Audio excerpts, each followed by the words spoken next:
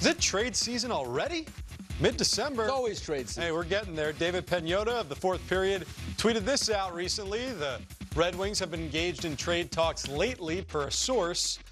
And we know that the Red Wings have already started making some moves with the signing of Patrick Kane. And to get more on the Red Wings and what's going on in the NHL, we bring on the man who tweeted that, David Pagnotta of the Fourth Period. David, thanks so much for joining us for a couple of minutes. So you reported that last week about the Wings. Obviously, a lot has gone on. Dylan Larkin injured. David Perron out for the foreseeable future with the suspension. Where do they stand right now?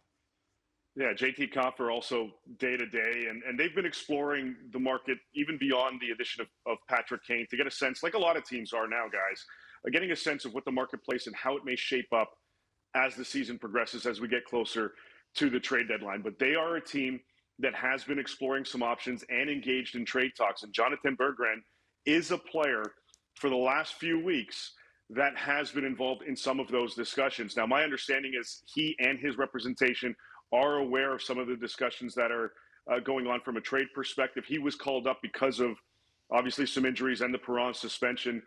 So him and a few others getting some time back in the National Hockey League.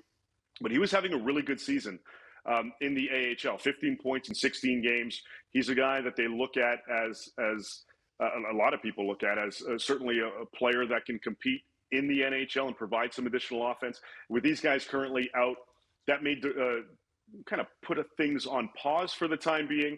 But those discussions, as I mentioned, specifically involving Berggren, have been going on for a few weeks. They're aware of it, and it's something that, as tight-lipped as Detroit usually is, and normally is, it's something that I imagine is going to continue to be a topic of discussion as the season progresses. I believe the Montreal Canadiens, one of the teams that have been engaged in talks involving Berggren.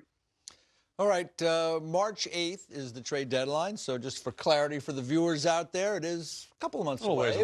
But still, teams are always thinking about moves they can make. Some teams like to get ahead of it early. How about the Coyotes? I mean, I just got to do their game against the Bruins on Saturday. They're in a little bit of a slide now. They had won 5 in a row. Now they've lost 3 in a row. They're playing the Pittsburgh Penguins tonight. What do you think their mindset is as we inch closer to that March date? Well, as I mentioned, a lot of teams doing their due diligence and trying to get their prep work done because the trade deadline will come pretty quick for a lot of these clubs. The Coyotes, their rebuild process, for the most part, over.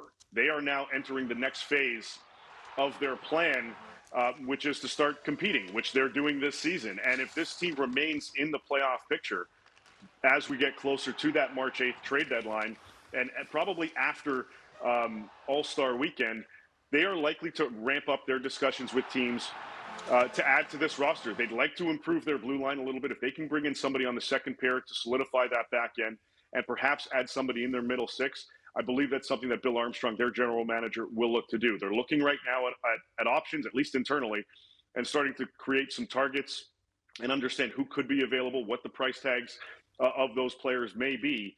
And that's something that they're going to look at later on. Again, right now, as we're doing this, they're in the second wildcard spot in the West. If they remain in contention, remain in that playoff hunt, the Coyotes are going to be a team that is going to look to add as we get closer to that deadline. So certainly something to keep tabs on. Don't get a sense anything's imminent at this point. But again, a lot of teams, Detroit being one, Coyotes being another, doing their due diligence right now to see what's going to be available later on. But for the most part, at least from a planning perspective, rebuild is over in Arizona. They want to start competing, and the rest of the league is understanding of that. Wow, that's exciting. Out in Vancouver, they got a good start out there, and we've heard there's been inquiries for Andrei Kuzmenko. And how close are the Canucks to moving him? Sorry about that. Not close. Hope you're okay there. Yeah, listen, I tried to hold that one in for a long time. Every time I ask a question, he does that. It happens. Look, the Canucks definitely engaged in discussions involving Kuzmenko, but I can tell you nothing is close right now with respect to potentially moving him. His role on the team has changed. It has shifted a little bit. Elliott had the report over the weekend that teams have been engaged in those discussions. Yes, that is still the case, and the Canucks, are very much willing to have those talks. But he does have a $5.5 million cap hit. He has a 12-team no-trade list as well.